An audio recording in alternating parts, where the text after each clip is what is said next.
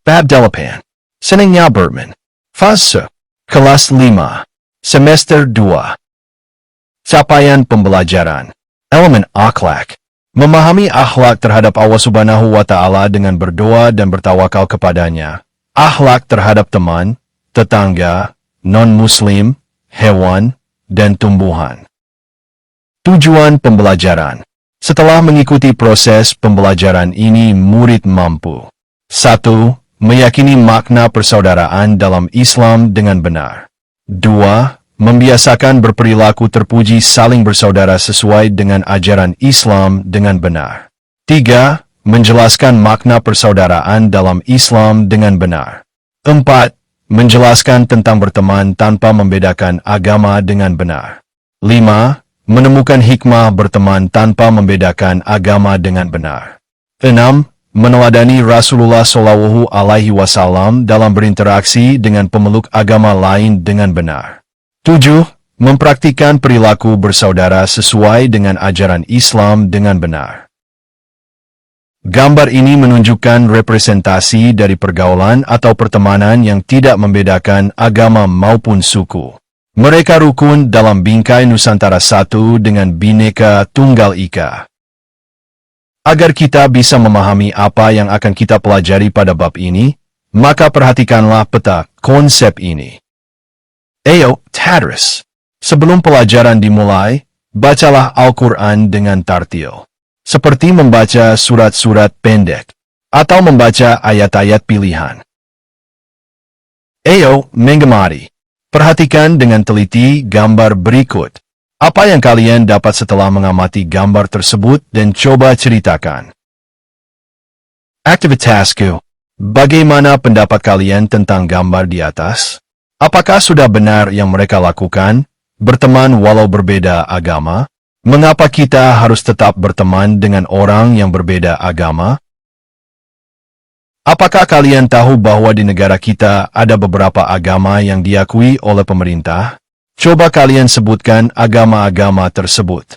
Apakah di sekitar tempat tinggal kalian terdapat orang yang berbeda agama? Menurut kalian, apakah kita bisa tetap hidup rukun dan damai dengan perbedaan tersebut? Tentunya sangat indah jika kita bisa hidup rukun dan damai. Islam hadir sebagai rahmat untuk seluruh alam, tidak terkecuali bagi mereka yang tidak memeluk agama Islam, non-Muslim. Islam membawa kedamaian bagi seluruh umat beragama. Umat manusia memiliki teladan mulia, yaitu Rasulullah Shallallahu Alaihi Wasallam. Banyak kisah Rasulullah Shallallahu Alaihi Wasallam yang memperlihatkan hubungannya dengan pemeluk agama selain Islam. Hal ini menjadi teladan bagi kita untuk berteman tanpa membedakan agama. Nah, untuk lebih memahaminya, mari kita pelajari materi berikut. A. Persaudaraan dalam Islam. Sebelum lebih lanjut mempelajari materi ini, mari kita fokuskan tujuan pembelajaran pada 1. Meyakini makna persaudaraan dalam Islam dengan benar. 2. Membiasakan berperilaku terpuji saling bersaudara sesuai dengan ajaran Islam dengan benar.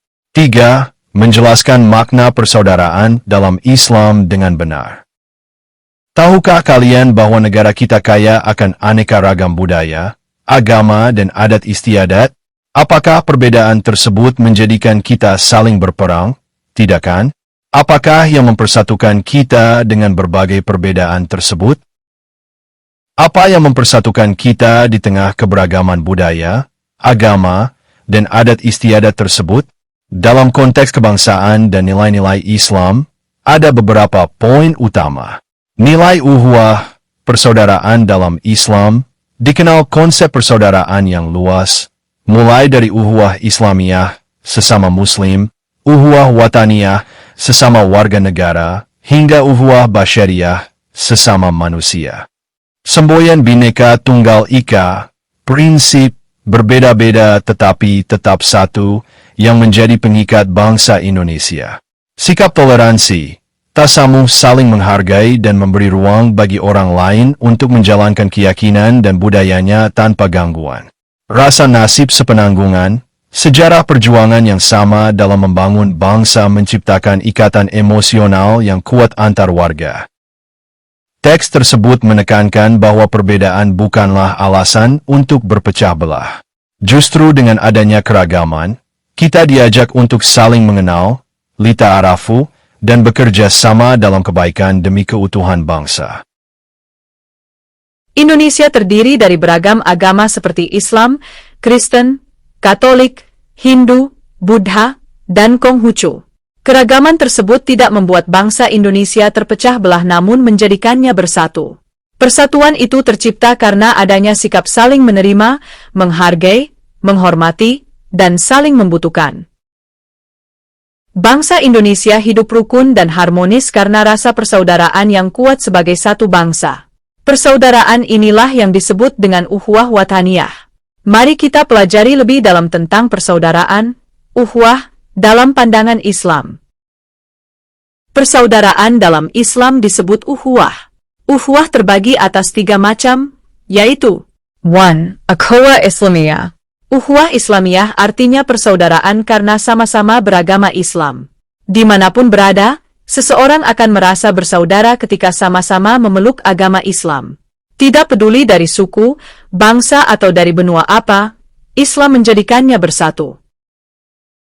2. Ukhuwah wataniyah. Watan artinya tanah air, tempat kelahiran, tanah tumpah darah, atau kampung halaman. Ukhuwah wataniyah merupakan persaudaraan yang didasarkan pada satu bangsa. Seperti halnya kita hidup di Indonesia dengan berbagai suku bangsa, agama, dan adat istiadat yang berbeda, tetapi kita tetap bersaudara, yaitu saudara sebangsa Indonesia.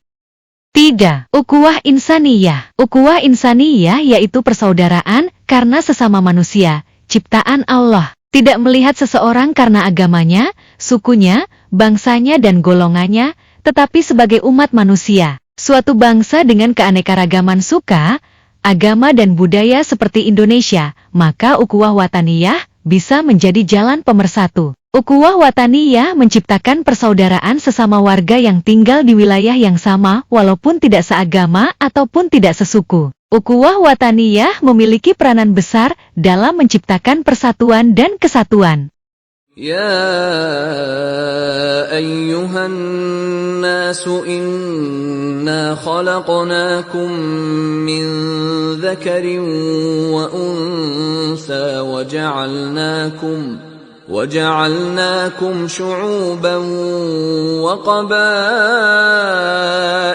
لتعارفوا إن أكرمكم عند الله أتقاكم Innallaha alimun khabir. Menjaga persatuan dan kesatuan ini dalam Islam dijelaskan dalam Al-Quran Surat Al-Hujurat ayat 13 yang berbunyi, "Wahai manusia, sesungguhnya kami telah menciptakan kamu dari seorang laki-laki dan perempuan. Kemudian, kami menjadikan kamu berbangsa-bangsa dan bersuku-suku agar kamu saling mengenal. Sesungguhnya yang paling mulia di antara kamu di sisi Allah adalah orang yang paling bertakwa. Sesungguhnya Allah Maha mengetahui lagi Maha teliti." Allah menciptakan kita dengan berbagai perbedaan, namun perbedaan tersebut tidak untuk saling bermusuhan, tetapi agar kita saling mengenal. Yang membedakan manusia di hadapan Allah adalah tingkat ketakwaannya. Maka sikap saling menghargai dalam perbedaan harus terus dijaga agar tercipta hidup rukun dan harmonis. Aktivitasku, menurut kalian, apakah yang harus kita lakukan agar negara kita bisa tetap aman dan damai? Ceritakanlah jawabanmu di depan kelas.